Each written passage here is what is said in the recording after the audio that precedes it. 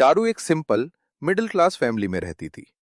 घर में सिर्फ 4 लोग, मम्मी, पापा, छोटा भाई और चारू। सुबह सुबह किचन से हमेशा प्रेशर कुकर की सीटी, तड़के की खुशबू और मम्मी की आवाजें आती। चारू, जरा आटा गूंद दे, तेरे पापा को ऑफिस के लिए देर हो रही है। हाँ मम्मी, आती हूँ। घर में रोज वही सिंपल खाना बनता था, दाल चावल रोटी सब्जी, कभी कभार पनीर या मीठा, बस। ज्यादा डिमांड कोई नहीं करता था। चारू खाना बनाने में एक्सपर्ट नहीं थी, पर हाथ बटा देती थी। घर में रोज का मेन्यू फिक्स था। सुबह सुबह लता किचन में दाल चढ़ाती थी, चारू आटा गूंद देती थी, भाई टेबल लगा देता था। सब मिलकर नाश्ता करते थे। सबको खाने में मजा आता था। एक दिन पंडित जी चारू के घर रिश्ता लेकर आए। अरे लता जी, बहुत अच्छा रिश्ता लाया हूँ। अच्छे घर के हैं और लड़का भी सीधा सादा है। लड़के का नाम राहुल है। अपनी चारू बेटी के लिए बिल्कुल ठीक है। ज्यादा कुछ मांग भी नहीं रहे हैं। दोनों की जोड़ी अच्छी जमेगी। हाँ। ये तो बहुत अच्छी बात है पंडित जी, बहुत बहुत धन्यवाद आपका। आप हमारी चारू के लिए इतना अच्छा रिश्ता लाए। अरे बहन जी, बस आप तारीख बताइए कि उन्हें कब यहाँ लाना है। अरे इसमें पूछने की क्या बात है, कल ही ले आइए। हाँ, ये बिल्कुल ठीक रहेगा। अगले ही दिन राहुल और उसके घर वाले रिश्ता लेकर आ जाते हैं। हाइये जी, बहुत बहुत स्वागत है आपका। हमें चारू बेटी बहुत पसंद है और हम आज ही रोका करना चाहते हैं। जी बिल्कुल। रोका हो जाता है और सब खाने के लिए बैठ जाते हैं। चारू बेटा, जाओ सबके लिए खाना ले आओ। चारू किचन में जाती है और सबके लिए प्लेट सजाकर लाती है। खाने में बना था रोटी दाल चावल। आज स्पेशल दिन था तो पनीर की सब्जी और साथ में गुलाब जामुन। चारू ने सबको खाना परोस दिया। चारू के ससुराल वाले ये देखकर चौंक गए। उन्हें लगा कि खाने में तो वैरायटी ही नहीं है, पर उन्होंने ज्यादा ध्यान नहीं दिया और खाना खा लिया। अच्छा बहन जी, अब चलते हैं। और शादी की डेट 1 महीने बाद की फिक्स हो गई है। जी बिल्कुल। ऐसे ही 2 महीने बीत जाते हैं। देखते ही देखते चारू और राहुल की शादी हो जाती है। चारू की विदाई हो जाती है और वो अपने ससुराल चली जाती है। आजा बहू, तेरा घर में स्वागत है। हाँ भाभी, very welcome to the family. Welcome भाभी। मेरे साथ कोई वीडियो गेम नहीं खेलता। अब आप आ गई हो ना, प्लीज आप मेरी गेम पार्टनर बन जाना। हाँ रोहन, मैं खेलूंगी तुम्हारे साथ।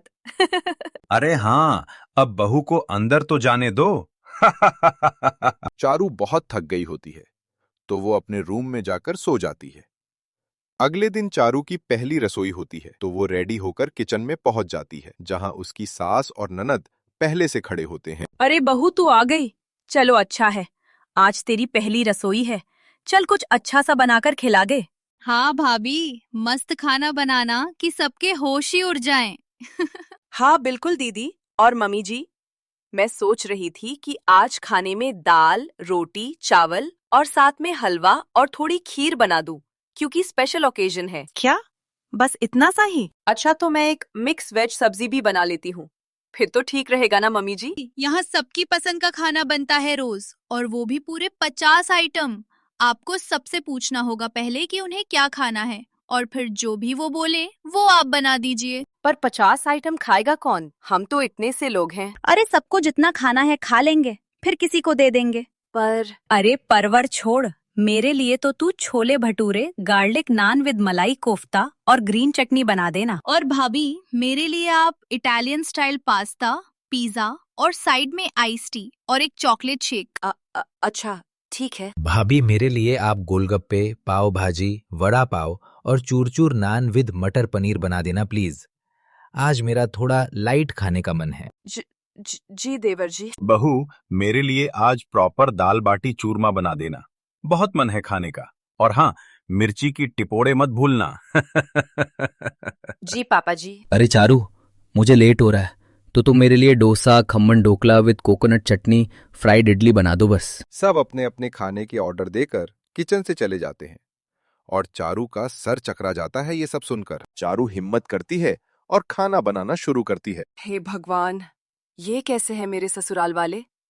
50 आइटम कैसे खा सकते हैं? कैसे मुझसे बनवा सकते हैं? मैं कोई मशीन थोड़ी हूँ। मैं कैसे बनाऊंगी इतना सारा खाना, वो भी अलग अलग तरह का? मुझे जल्दी करना होगा।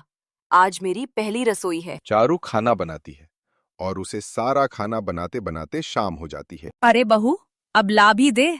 आज का खाना कल देगी क्या? हाँ मम्मी जी, अभी लाई। गैस पर सिर्फ 4 बर्नर थे, तो चारू को इतने सारे आइटम बनाने में प्रॉब्लम होती है। चारू जैसे तैसे सारा खाना बनाती है और डाइनिंग टेबल पर लेकर जाती है। क्या भाभी, इतना टाइम लगा दिया? अरे वो मैंने कभी इतना खाना बनाया नहीं, इसीलिए टाइम लग गया। अच्छा कोई नहीं, पर अब आदत डाल लेना, तुझे रोज ऐसे ही खाना बनाना है। जी मम्मी जी। अगले दिन फिर यही होता है। सब आते हैं और अपनी अपनी फरमाइशें बताकर चले जाते हैं। चारू फिर से 50 आइटम्स बनाने लगती है। उसको सारा काम पूरा करते करते रात हो जाती है, जिससे उसको अपने लिए बिल्कुल टाइम नहीं मिल रहा था, ना ही वो रेस्ट कर पा रही थी। सुबह का खाना बनाकर फ्री होती तो शाम के खाने के लिए सब अपने ऑर्डर दे जाते। चारू परेशान हो चुकी थी इतना खाना बनाते बनाते। इतना सारा खाना उसके ससुराल वाले खा नहीं पाते थे, तो उसको बचा हुआ खाना कभी फेंकना पड़ता था, तो कभी कोई दिख जाए तो किसी को दे देती थी। रोज इतना खाना वेस्ट होता है। मेरे ससुराल वाले इतना खा नहीं सकते तो बनवाते क्यों हैं? 50 आइटम्स तो 50 लोगों में भी नहीं बनते। क्या करूं मैं? इसी बीच चारू की मम्मी उसे घर खाने के लिए बुला लेती है, तो उसको एक दिन की छुट्टी मिल जाती है। मम्मी जी, वो माँ ने घर पर खाने के लिए बुलाया है मुझे, और इसी बहाने मिलना भी हो जाएगा मेरा। बहुत दिन हो गई माँ से मिली नहीं। अरे बहू, तू जाएगी तो हमारे खाने का क्या होगा? चल ठीक है, आज चली जा, हम बाहर से मंगवा लेंगे। पर जल्दी आ जाना, कल से तुझे वही 50 आइटम्स बनाने हैं, हाँ? जी मम्मी जी। चारू अपने घर जाती है और अपनी माँ को सारी बातें बताती है। माँ, मेरे ससुराल वाले तो एक टाइम में 50 आइटम्स बनवाते हैं और खाते हैं। मैं तो थक गई माँ, क्या करूं? इतना खाना मुझसे नहीं बनता, तो ये लोग तो पूरा खा भी नहीं पाते। आधा खाना फेंकने में जाता है। तो बेटा, तू समझाना ससुराल वालों को कि तुझसे नहीं बनता और बहुत खाना वेस्ट होता है। कैसे कहूँ माँ? सबको अपनी पसंद का खाना होता है और मैं कैसे मना कर दूं? सबको लगेगा कि आते ही कामों के लिए मना कर दिया। माँ भी उसकी बात सुनकर चुप रह जाती है और उसका ध्यान हटाने के लिए कहती है, अच्छा चल, ये सब बातें बाद में करते हैं, हम शॉपिंग पर चलते हैं, तेरे लिए कुछ अच्छा सा ढूंढ के लाते हैं। हाँ माँ, चलो चलते हैं। बहुत दिन से कहीं बाहर नहीं गई मैं। चारू अपनी माँ के साथ मॉल में जाती है, जहां उसकी नजर 6 बर्नर वाली गैस पर जाती है। माँ देखो, 6 बर्नर वाली गैस। अगर ये मेरे ससुराल में आ जाए तो मेरा काम थोड़ा आसान हो जाएगा। हाँ, बात तो सही है, पर ये तो तुझे तेरे घर जाकर ही पूछना होगा। बिना बात किए ले गई तो अच्छा नहीं लगेगा। हाँ ठीक है, बात करती हूँ। अच्छा, बार बार ये बात याद मत कर। चल, कुछ अच्छा सा खाते हैं। और दोनों वहां से चली जाती हैं। दोनों ब्यूटी स्टोर में शॉपिंग तो कर रहे थे, पर चारू के मन में यही बात चल रही थी कि आज तो बच गई, पर कल से वही 50 आइटम्स बनाने पड़ेंगे। दोनों शॉपिंग करके घर आ जाती हैं। चारू अपने ससुराल आ जाती है और फिर वही 50 आइटम्स बनाने में लग जाती है। एक दिन सारा काम खत्म करने के बाद चारू अपने गार्डन में टहल रही होती है। तब उसकी नजर पड़ोस की एक औरत पर पड़ती है, जो मिट्टी के चूल्हे पर खाना बना रही थी। ये सब देखकर उसके दिमाग में एक आइडिया आता है। क्यों ना मैं मिट्टी से 50 चूल्हे वाली गैस बना लूं? तब तो एक ही बार में मेरा सारा काम हो जाएगा। अरे वाह, क्या आइडिया आया है! यही करती हूँ। बस फिर क्या था, चारू चिकनी मिट्टी लाती है और 50 चूल्हे वाली गैस बनाने लग जाती है। पहले वो मिट्टी में थोड़ा सा पानी डालती है और अपने हाथों से उसको आकार देती है। देखते ही देखते वो बड़ी सी 50 चूल्हे वाली गैस बना लेती है। अरे वाह चारू, तू तो बड़ी स्मार्ट है यार। अब तो 50 आइटम्स एक ही बार में बना लूंगी मैं। हाँ। चारू वो चूल्हा किचन में ले आती है और उस पर खाना बनाने लगती है। उसी बीच किचन में अजीब आवाज आने के कारण सब किचन में आ जाते हैं। अरे बहू, ये तू क्या ले आई किचन में? भाभी, ये क्या है? अरे मम्मी जी, ये मैंने 50 बर्नर वाला चूल्हा बनाया। अब सारा खाना टाइम पर बन जाएगा। एक ही बार में 50 आइटम बना दूंगी। अरे वाह यार भाभी, क्या दिमाग लगाया है आपने। दीदी, आप तो बस ये बताओ कि खाना क्या है। सब अपनी अपनी फरमाइशें बता देते हैं और चारू अपने काम पर लग जाती है। चारू हर चूल्हे पर कुछ न कुछ आइटम चढ़ा देती है और एक ही बार में 50 आइटम्स बन जाते हैं। थोड़ी ही देर में वो सारा खाना ले जाकर डाइनिंग टेबल पर सर्व कर देती है। वाह बहू, आज तो तूने टाइम से बहुत पहले खाना बना दिया, मजा ही आ गया। बस पापा जी, अब रोज आपको टाइम से ही खाना मिलेगा। मजा आ गया भाभी, और खाना भी बहुत अच्छा बना है। ऐसे ही ये सिलसिला चलता रहता है।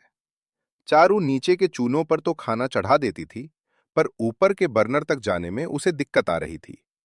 तो चारू ने सोचा, एक काम करती हूँ, सीढ़ी ले आती हूँ, तो ऊपर के चूल्हों तक जाने में आसानी रहेगी। फिर क्या था, चारू सीढ़ी ले आती है और अच्छे से सारा खाना चूल्हों पर चढ़ा देती है।